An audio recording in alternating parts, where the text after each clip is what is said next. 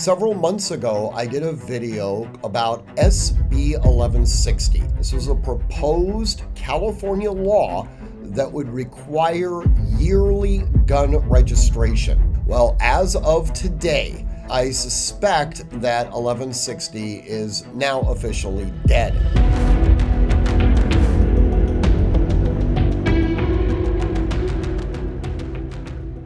All right, so what is 1160 and what were the underlying reasons of Senator Portantino, the author, pulling it? And more importantly, why is this important if you reside in a state outside of California?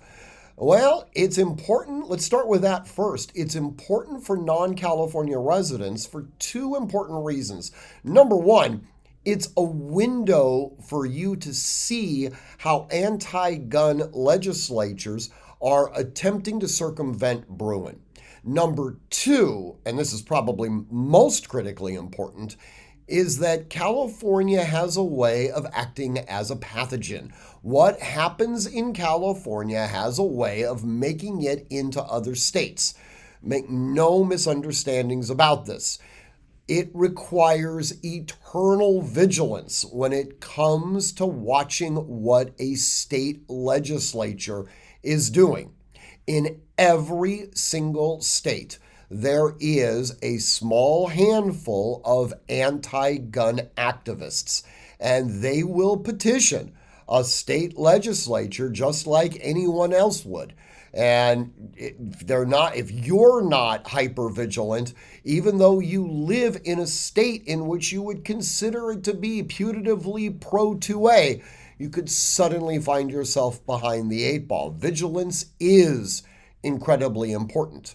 Now, it looks like we did get a bit of a breather here. So just to kind of go over what 1160 would have required, it would have mandated that every year, an individual that owns a firearm in the state of California must go onto a website and proactively register that firearm with the California Department of Justice.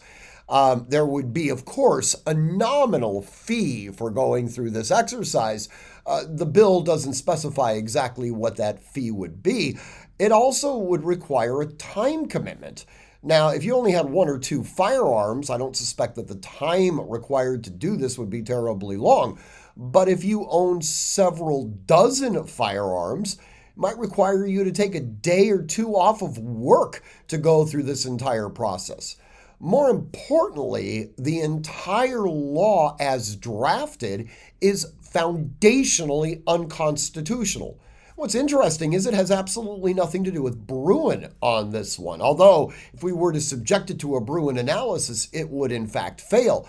More importantly, it fails because there is a federal law that is currently in place that specifically prohibits gun registration. Now, somewhat comically, this bill 1160, which calls itself a gun registration bill, also says in it that it's not a gun registration bill, but it doesn't sort of clarify where the distinction is. The fact of the matter is that if, I said this in my original video, I absolutely believed that the Public Safety Committee would pass it, that it would ultimately get voted yes by the California legislature. It would then go to Governor Newsom's desk where he would sign it. It would then be challenged and the courts would issue a preliminary injunction preventing it from ever going into effect.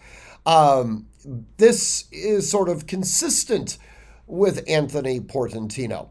Now, let's talk about him, the bill's author, for a second, because this is also very instructive.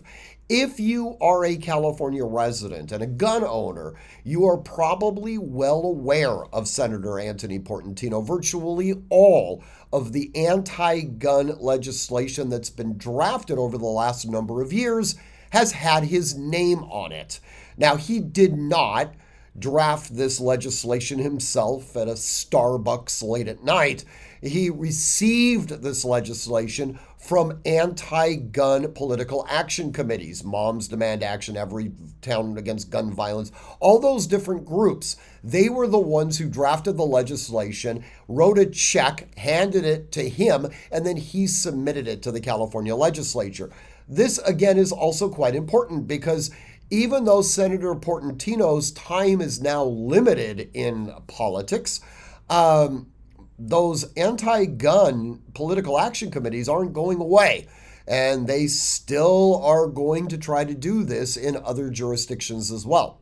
Now, Senator Portantino, it's got an interesting career arc over the last few weeks. So he originally knew that he was going to be term limited out in California, that he was going to have to leave the California legislature. But he has done a tremendous amount of work generating all this anti-gun legislation. Surely he would be a shoo-in to become a member of the House of Representatives at the federal level. Then he could bring all of his anti-gun agenda to the federal government. Well, he lost his primary election. In fact, he got shellacked in his primary election. Now, his district, it's a reliably Democratic district. So why then did Senator Anthony Portantino, who's certainly got name recognition, why did he lose his primary? Well, it's because the demographics of his district has fundamentally changed. And this is an important thing for all of us to constantly keep in mind.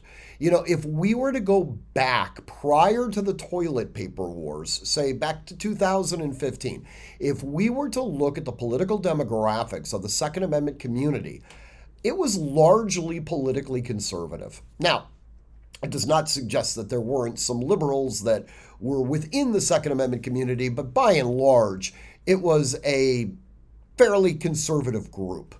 After the toilet paper wars, though, that changed. Okay, now we have individuals from across extreme political demographies that are all suddenly exercising their right to keep and bear arms. Now, I actually am thrilled by this. I personally do not like the idea of one political party owning a specifically enumerated right. I don't like the idea of the Democrats owning the Fourth Amendment to the Constitution. I don't like the idea of the Republicans owning the Second Amendment to the Constitution. The Constitution should be completely agnostic. All right, well, in this case, in California, you have a bunch of people that are reliably strong Democratic voters that have gone out and they've purchased firearms. Many of them are either received concealed weapons permits or they're in the application process of getting a concealed weapons permit. And suddenly their state senator in their district, who's now running for Congress, suddenly doesn't look anywhere near as attractive because, after all, while they may agree with him on most political issues, this one, they are diametrically opposed to him. So he came in like fourth in his primary. This is quite important because I believe that other members of the California legislature are looking at this. They're paying attention. It wasn't just him. There were several other individuals that lost their races because of their stance on firearms. So suddenly Portantino pulls his bill. 1160 will not go into effect. So he didn't do that because he suddenly had a change of heart. He did that because he realized that it was very unlikely that the bill would actually get a positive vote. So this video is sponsored by USCCA, and they're doing a giveaway right now. It's very cool. You can read all about it in the description directly below this video, but get on it really soon. Anyways, it's important to keep in mind it's a good victory for us.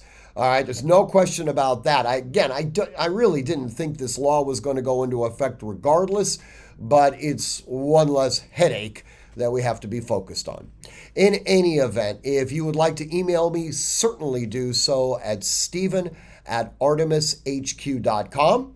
As always, train constantly, train consistently, train repetitively, and train with purpose. Above all else, stay safe.